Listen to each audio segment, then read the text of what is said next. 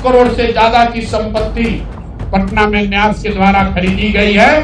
कहां से ये 100 करोड़ रुपए न्यास के पास आए? अशोक चौधरी के नाम पर जो संपत्ति की बात कही गई है, हम लोग उस बात पर कायम हैं। 200 करोड़ पर घबराए हुए हैं ना? ये 500 करोड़ का और अवैध संपत्ति जो खरीदा है अशोक चौधरी ने, ये झूठे आरोप हैं, इसका कोई आधार नहीं है। कोई इस आरोप की कोई एक होता ना बेस, इसका कोई बेस नहीं। बिहार की राजनीति में एक बार फिर से तूफान खड़ा हो गया है। जन स्वराज पार्टी के संस्थापक और मशहूर राजनीतिक रणनीतिकार प्रशांत किशोर ने जनता दल यूनाइटेड के नेता और बिहार सरकार में मंत्री अशोक चौधरी को खुली चेतावनी दे डाली है। सोमवार को पटना में आयोजित एक प्रेस कॉन्फ्रेंस में प्रशांत किशोर ने कहा कि अगर अशोक चौधरी ने 7 दिन के भीतर अपना मानहानि का नोटिस वापस नहीं लिया तो वो उनकी 500 करोड़ रुपए की संपत्ति का खुलासा कर देंगे। वहीं दूसरी तरफ प्रशांत किशोर के इन आरोपों पर अशोक चौधरी की बेटी और एलजेपी सांसद शांभवी चौधरी ने कहा कि ये सभी आरोप झूठे और निराधार हैं। आइए आपको दोनों तरफ के बयान बारी बारी सुनाते हैं। पहला इल्जाम सीधा और सीधा वैभव विकास ट्रस्ट पर, न्यास पर है। मुन्ना जी ने पेपर जारी किया है। न्यास के जो मुख्य पदाधिकारी हैं जियालाल आर्य जी, मैं आज भी समझता हूं आप बहुत ईमानदार व्यक्ति हैं। आप बताइए कि पिछले 1 साल में जब से अशोक चौधरी की बेटी की सगाई आपकी अनिता कुणाल के लड़के से हुई है, उसके बाद से 100 करोड़ से ज्यादा की संपत्ति पटना में न्यास के द्वारा खरीदी गई है। जियालाल आर्य जी, अगर जैसे मैंने बताया है अभी प्रेस के सामने, आप प्रेस के सामने आइए और बताइए, न्यास का अकाउंट जारी करिए कि कहां से ये पैसा आपके पास आया है, कहां से ये 100 करोड़ रुपए न्यास के पास आए।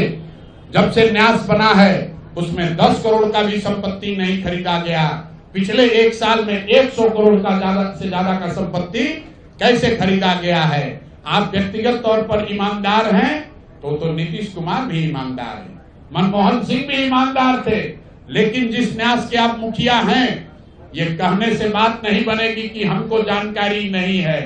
मैं अभी आपके सामने चुनौती दे रहा हूं, वैभव विकास ट्रस्ट से, न्यास से लोग आकर ये बताएं कि पिछले 1-1.5 साल में 100 करोड़ से ज्यादा की संपत्ति पटना में उस न्यास के माध्यम से कैसे खरीदी गई है। उसमें मुख्य सचिव, यहां बिहार के मुख्य सचिव जो हैं, उनके परिवार की महिला हैं, तो अभी इनकी जिम्मेवारी है। मुख्य सचिव यहां पर प्रत्यय अमृत हैं, इनकी सास है मुन्ना जी, इनकी सास है, प्रत्यय अमृत की सास है, इनकी सासू मां है, और जियालाल आर्य जी और अनिता कुणाल, ये तीनों लोग बताएं। इन्होंने कहा किशोर कुणाल जी का नाम बहुत बड़ा है, तो किशोर कुणाल जी के नाम पर ही कम से कम उनके नाम को दागदार मत कीजिए। समाज ने उनके नाम की बड़ी प्रतिष्ठा है। तो आप प्रेस को बुलाइए और क्लियर कीजिए कि आपके न्यास से, मैं 3 लोगों का नाम ले रहा हूं, जियालाल आर्य जो बहुत सम्मानित व्यक्ति हैं, ईमानदार व्यक्ति हैं, उनकी ऐसी छवि है। दूसरा अनीता कुणाल जी जो किशोर कुणाल जी की पत्नी है, और तीसरा यहाँ के मुख्य सचिव की सासू मां। ये तीनों लोग बताएं कि न्यास में 100 करोड़ से ज्यादा की संपत्ति खरीदने का पैसा कहां से आया है। दूसरी बात, अशोक चौधरी के नाम पर जो संपत्ति की बात कही गई है, हम लोग उस बात पर कायम हैं। 200 करोड़ की संपत्ति इन्होंने अर्जित की है। इन्होंने कैमरे पर आप लोगों को कहा कि 1 कट्ठा भी जमीन हो जाएगा तो मैं जन स्वराज की गुलामी करूंगा। मेरे भाई, मुन्ना जी ने अभी पूरा डॉक्यूमेंट जारी किया है। अगर या तो उसको आप रिबटल कीजिए कि ये आपका जमीन नहीं है, और अगर जमीन है तो जन स्वराज की गुलामी मत कीजिए, बिहार के लोगों की गुलामी के लिए तैयार होइए, इस्तीफा दीजिए। नहीं इस्तीफा दीजिएगा तो आपका घेराव होगा, आपका राजनीति आपका नहीं करने देंगे।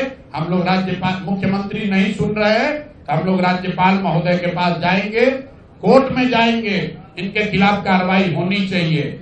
और 100 करोड़ का मानहानि का नोटिस भेजे थे।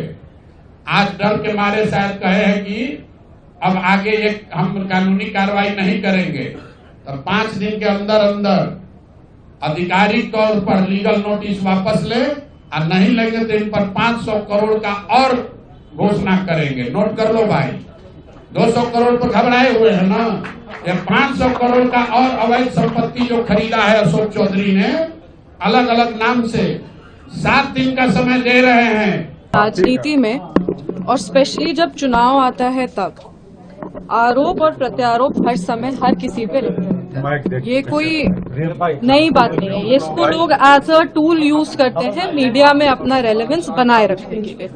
ऐसे में हमने जो आरोप वो लगाए हैं उस पे हम, मेरे पिताजी और मेरी मदर इन लॉ, ये सब लोग पहले भी इस पे जवाब अपना अपना पक्ष इस पे रख चुके, लेकिन वो बार बार जिस तरीके से आरोप लगा रहे हैं, हम फिर कह रहे हैं कि सारे आरोपों का कोई आधार नहीं है, ये सब आरोप झूठे हैं और ये सारे आरोप बेबुनियाद हैं। हम लोग सब अब चुनाव के समय आ चुके हैं। चुनाव के समय इस तरह का आरोप लगाना किसी पे भी बहुत आसान हो जाता है। सभी लोग एक दूसरे पे आरोप लगा रहे हैं और सभी लोग इस आरोप के बंदिश में जनता को घुमाने का प्रयास कर रहे हैं। हम अपने तरफ से ये जरूर कह सकते हैं, पूरी ईमानदारी के साथ कह सकते हैं कि सारे आरोप झूठे हैं, सारे आरोप बेबुनियाद हैं और इन सारे आरोपों का कोई आधार नहीं।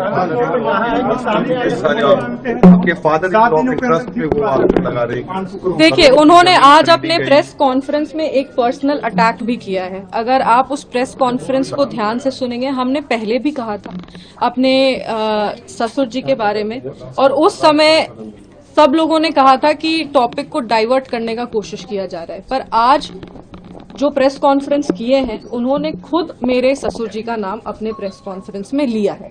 उन्होंने मेरी सासू माँ का भी नाम प्रेस कॉन्फ्रेंस में लिया है और उस ट्रस्ट से रिलेटेड जितने और 2-3 लोगों का नाम उन्होंने लिया।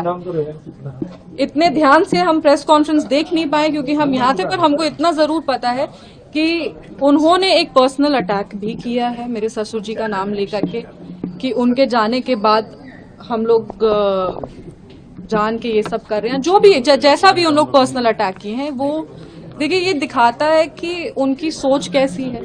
मेरी मदर इन लॉ राजनीतिक परिवार से वो आती नहीं है, वो कभी भी पब्लिक लाइफ में वो रही नहीं है, ना ही वो कभी ऐसे प्रेस कॉन्फ्रेंस हो या मीडिया के सामने आना हो, इस तरीके से वो कभी भी आके पहले बात नहीं की।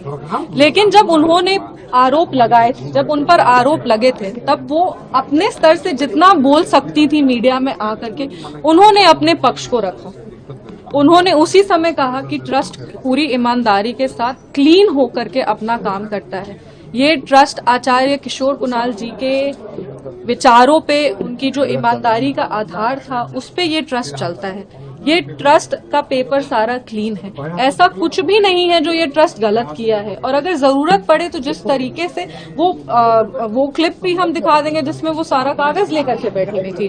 तो ऐसे में ये दिखाता है कि ट्रस्ट को इन्वॉल्व करना बहुत ही, एक कहते हैं ना, एक राजनीति के स्तर को गिरा रहा है कि आप राजनीतिक लड़ाई में परिवार को भी लेकर के आ गए हैं, परिवार पे आप आरोप भी लगा रहे हैं, आप पर्सनल अटैक भी कर रहे हैं। बोलने को बहुत कुछ कहा जा सकता है, लेकिन बोलने के लिए मतलब हम इधर से बोलेंगे और फिर वो उधर से बोलेंगे और इसका कोई अंत नहीं है।